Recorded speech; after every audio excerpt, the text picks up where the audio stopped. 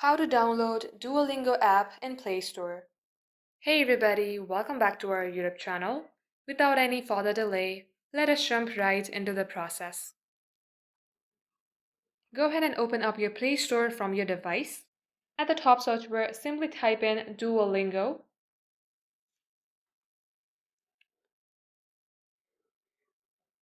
Now, as I have already downloaded Duolingo in my device, it says open or update. In your case, if you have not downloaded the app, you will see install sign. All you have to do is tap on to install, and you have to wait for a couple minutes, and that way your Duolingo will look like this in your home screen. That is how you can download Duolingo in your device.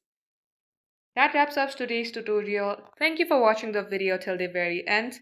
If you would like to see more videos on this topic, then do comment down below. We will get back to you soon with Then do comment down below. We will get back to you soon with more tutorials like this.